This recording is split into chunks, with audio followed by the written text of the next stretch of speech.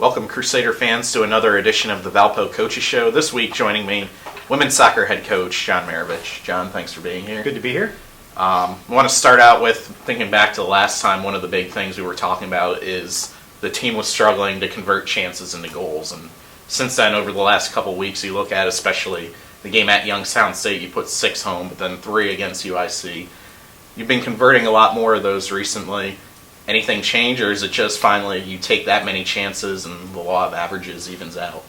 Well, and I think the law of averages, I think I said last time, if you're a career 325 hitter, you're not going to hit 325 every night. So I think, that's kind of what's come to play a little bit. Recently we've finished a few more of those chances, and that's worked in our favor.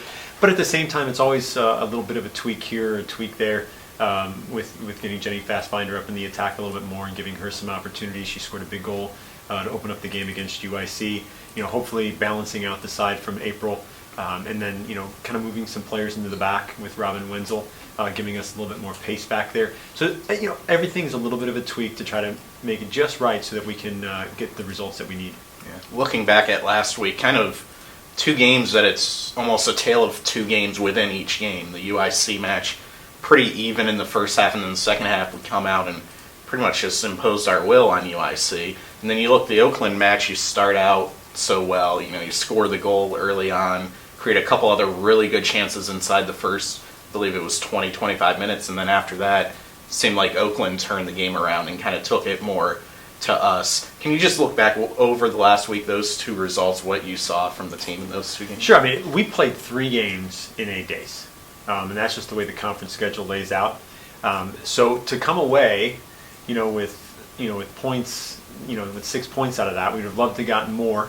But we've got to look at it in a big picture and not such a small block. We've got to look at the big picture. So we got points out of that very difficult stretch. But in that stretch, scored a lot of goals, created a lot of chances. The issue in UIC was we went up early, we gave something back right away. We don't want to do those things. That makes things more difficult. But in the second half, I thought our possession was very good. I thought our attacking mindset, we put them under a ton of pressure, didn't let them get out. That really created a lot of those chances. It's just our ability to defend higher up the field, press them a bit more, and that played in our favor. Against Oakland, I'll be quite honest with you, that is 100% a tale of you're playing a good team, you've got a good run going on, we make an error on a night when it's raining and it's not always the cleanest situation for either team, and we give a goal away, and on the road, that changes their attitude, that changes their crowd's attitude, and then right away, all of a sudden, that rhythm that we had was broken, and we just had a very difficult time gaining that rhythm back, to be fair. And we actually had an opportunity very late in that game to tie it up. We put one over the crossbar from 12 yards when we started to really press the game a whole lot more and put a whole bunch of numbers forward, but we didn't get that one. If you get that one, then, again, how does that game change yet again? Does that momentum go to us? Does that rhythm come back to us? So that's why we can't look at, very little small pieces. We want to look at it in the big picture and know that, hey, there's a bigger battle or a bigger war going on than just those small little battles. You talk about looking at the big picture. Obviously, the big picture that means the most, the Horizon League standings. And the standings right now, kind of unusual this far in the league season. Few teams up top who haven't dropped a point yet, few teams down at the bottom who haven't earned a point yet, and then we're kind of in that middle pack. Do you look at it from the standpoint of, okay, big picture, we need to make sure we finish top 6, and then go and approach the team with that mindset, hey, make sure we qualify for the tournament before looking ahead to maybe hosting a first-round game or getting a first-round bye? Or is that something that you don't worry about with the team, that the big picture is more just the internal big picture with the team? Well, it's definitely the internal big picture. I've looked at the table once.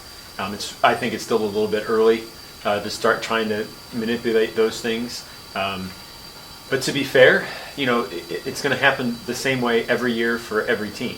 And that is, you've got to accumulate as many points as you possibly can. Any points you can get on the road are very, very valuable, and then you've got to get your 3 points at home. And that's going to be how you're going to give yourself a chance when you get down to the end of the conference season.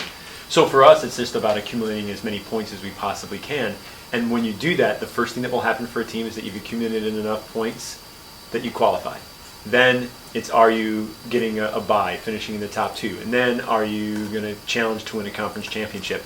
And it's only going to happen in that specific order. You can't skip steps. You can't do any of that. So for us, really, the process has to become the most important part. Getting ourselves prepared for Northern Kentucky on Friday night, and that's the next situation that we can control. We can't try to look and think about things that are out of our control. We can only worry about what's in our control. You mentioned that Northern Kentucky game Friday night, 7 o'clock at Brown Field. Kind of unusual, you get a team who you're not that familiar with, but at the same time, Northern Kentucky's coming into the league this year. I don't know how many teams they've played in non-league play maybe the last couple of years, but their first run through the Horizon League Conference slate, a lot of unfamiliarity from their part, but you look at the standings, it doesn't seem to have hurt them so far. They're one of those teams that hasn't dropped a point yet. How do you prepare when it's a team, and yes, you might see some video, but that you've never played on the field before? Well, I think it's always difficult the first time. You don't know players' tendencies. You don't know what their style is necessarily. But I think we do do a really good job with video and then talking with folks that have played them to get a little bit of a sense of what they're about and what they're going to bring to the table. But they fit when you talk about our conference. I mean, we're a very good conference. It's top to bottom. It's 1 or 2 points here and there. This thing can flip 3 times before it's all said and done. So again, it goes back to, can we control what we can control, which is ourselves. How do we want to prepare? How do we want to play? How are we going to be real effective on Friday night? And worrying about that final pass into the back of the net, and to make sure that we're doing a really good job with our individual and group defending. Those are the things that we can control. If we can control those things, then that's going to put us in a position to have an opportunity to get points on Friday night. That match Friday night, 7 p.m. at Brown Field, and then the weekend closes here at home with Senior Day, Sunday afternoon, a non-league match, the last one of those of the season against Loyola at 1 p.m. Coach, thanks for being here today. Good luck this weekend. It's always a pleasure.